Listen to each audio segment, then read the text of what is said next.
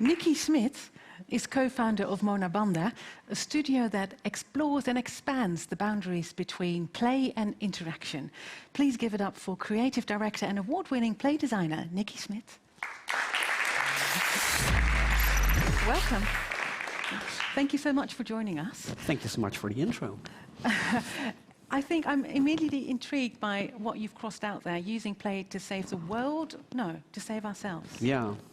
Tell me. So that was my joke on all those TED Talks that have that narrative in there, like we're going to use this to save the world, we're going to use that to save the world. And something that we're more interested in is looking at the root.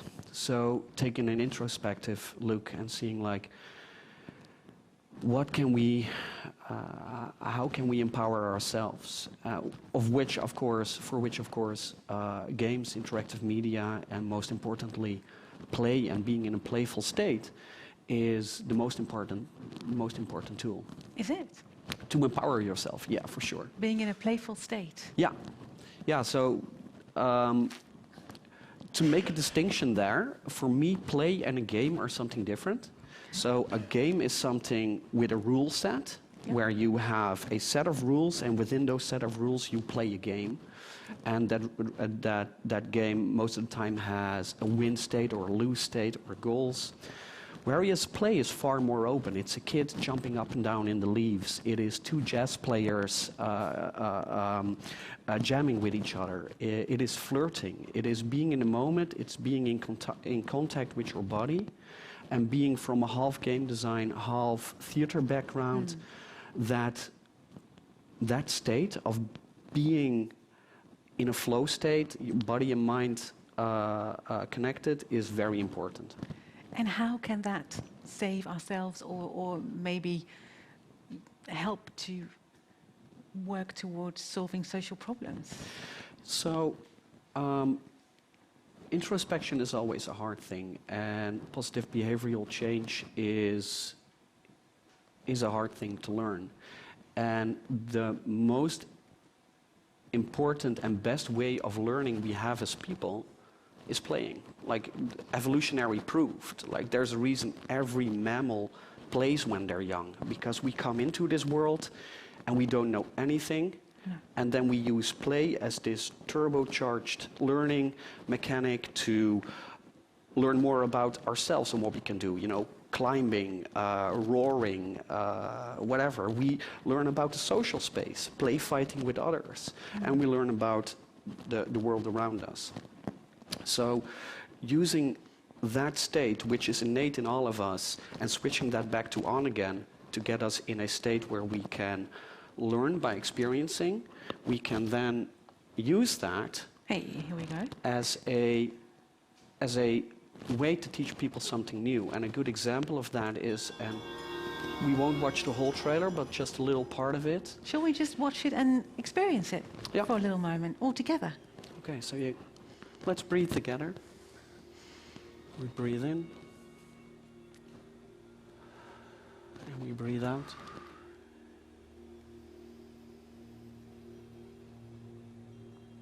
In, out.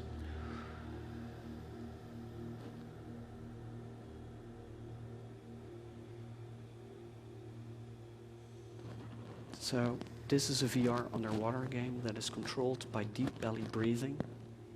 And as you can see, the whole world reacts to your breathing. So every time you breathe in, all the plants glow up, bloom up, and thus you get a visual feedback of your own internal system. And because we as people are very visual beings, that visual feedback and the embodied feedback, feeling that when you breathe in, you float up and you go forward, makes that a very effective way to internalize deep belly breathing. So we're not saying deep is a substitute for meditation, but it is a shortcut to internalize deep belly breathing exercises, which are a cornerstone of a lot of therapy, because deep belly breathing is basically the best emotion regulation technique that we have. It's basically like a volume dial for our emotions. So if you have an anxiety attack or you're angry or whatever, it takes roughly 3 breaths to get your heart rate in the same rhythm as your breathing. And because your heart rate circulates your blood, that gets another rhythm that goes to your other organs, etc. So this is a really good starting point for various different maybe treatments or ways to connect with people that might need help in any particular way. Yeah. Yeah, beautiful. And because the act of playing is literally also a meditative and a positive behavioral act, it draws you in deeper and deeper with every breath. So in the beginning it can be kind of hard, because you need to learn this new way of breathing, and it can be awkward. But because playing is learning, at a certain point it clicks, most of the time far faster than it would be without VR, and it can get you into this more relaxed state. And it can you feel it already, that you're in a more relaxed state? There's some nodding there. Yeah, that was really nice. Yeah. So how does a design process like this go about? How do you start, and where do you go from there? We were really lucky with this one, and this one also kind of kicked it off for us, because we've been making embodied artistic experiences for a long time. We've existed for 14 years now, and we've always flirted with working together with scientists and working together with care. My colleague is from a clinical care background. But with this one, Professor Isabel Granick came to us and said, like, what you guys are doing is exactly what we need for children, because we need them to learn deep belly breathing for emotion regulation, but we can't teach them because it's really hard to teach them something internal when kids are very external. Right. So they came to us, and very early on, we had just such a good click in aligning our goals and them respecting the artistic process, and we also being curious enough and open enough to listen to them. And that became a 4-year process where game designers became science collaborators, and scientists became game designers. So I love that. Yeah. We went on retreats together, and they game designed with us. And That's such an interesting cross process where you get to learn so much from each other, and also put yourself in a different perspective in that sense, which I think is so helpful for these kinds of things. Yeah. As a game designer, you want to know what the impact of your game is, and then suddenly having a scientist there that goes like, well, this happens in this field of psychology, but you could also do this. It's like, wow, amazing. it's mind-blowing. Yeah. I'm sure you have other examples of these kinds of because techniques that you use. We were lucky with this one because they came to us. They came to you, yeah. But at a certain point, we also want to set these things up ourselves, and then we have to look for people.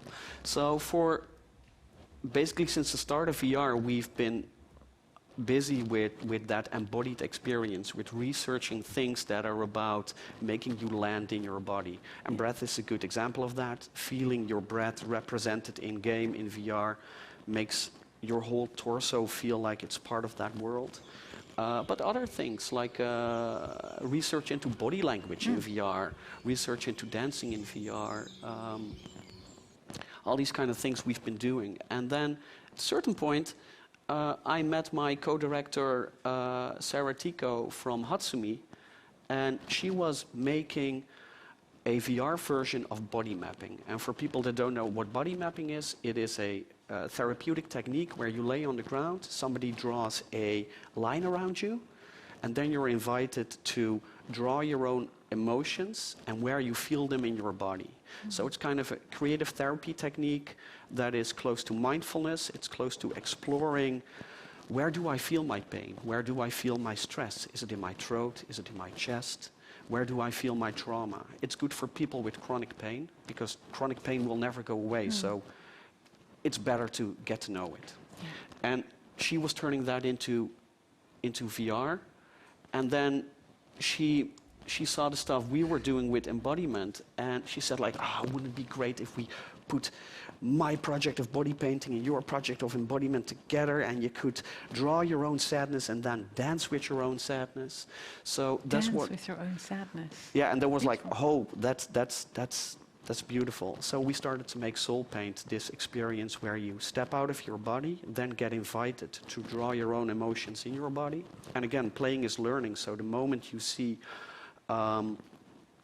this virtual palette of all these weird, evocative, animated brushes, like things that pulsate inwards, pointy things, smoky things, wet things. Can you show us? Is it in? Let's see if it's still in there. This is a very early prototype. Let's see if this works. Because, yeah, we're still rudimentary now, so visually we're not there yet. But this is an example of it, where you're drawing all these pointy stuff. And while doing it, you actively start to think about, how do my emotions feel? Is it more pointy? Is it more this? Where do I feel it? What color does it have? Exactly. Yeah. And then in the second phase, in the embodiment phase, we ask you to stop thinking, get out of your head, and land in your body. So that's more of this embodied physical ritual where you get to reintegrate these now finally visible emotions that have always been invisible. Integrate them and feel like they're yours. And then in the last step, with your consent, we ask you to upload your emotive artwork, this thing that you just made, give it a name, and upload it to our Museum of Emotions, where people get to show and present something that was previously impossible and very hard for us all to talk about, which is how we experience through our whole body our emotions. Yeah. So imagine this virtual empty museum, and you as a user go, I want to see all emotions around being in love. And the whole museum fills with all these user-generated artworks. Beautiful. And then for me as an artist, but also for scientists, the more of these artworks we collect, the more interesting it becomes, because everybody's different, but we all share the human experience. So where will we see patterns emerge? Yeah. And what things will be different culturally? Yeah. There is so much to talk about, but I would like the audience to also have the opportunity to ask you some questions, because it's so interesting.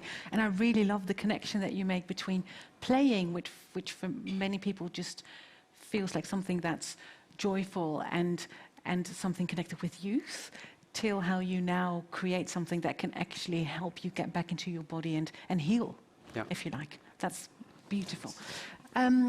Questions to Niki? Waving, walking up, introducing, asking.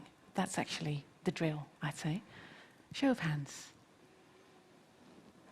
Right at the back, I see one, and we may have time for you as well. Let's see if it's a long or a short question.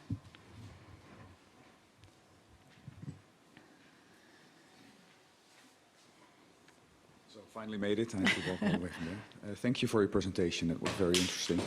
My name is Marco Roosendaal. I'm from TU Delft and also from Design United. And I have a question about your process. And you mentioned embodiment and this kind of situation where you externalize emotions. Mm-hmm. And you also mentioned theater. You started with that. So I was wondering, in your creative practice in VR and gamification, how do you use theater? Do you take on particular elements from that in your practice? Oh, that's a fun question.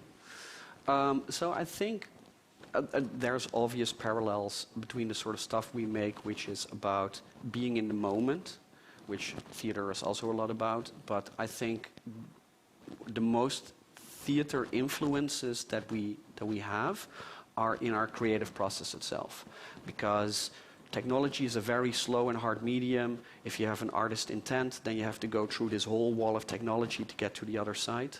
So we're always mindful that we need to be able to create very quickly in a moment, like theater actors and directors can do on stage. You know, quickly try something new, put a chair here and act it out.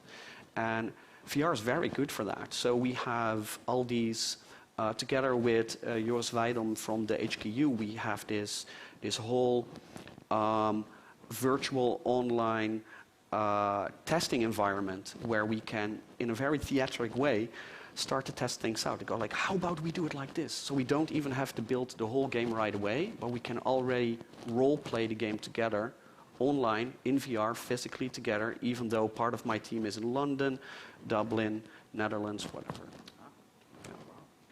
Very interesting, thank you. Isn't it?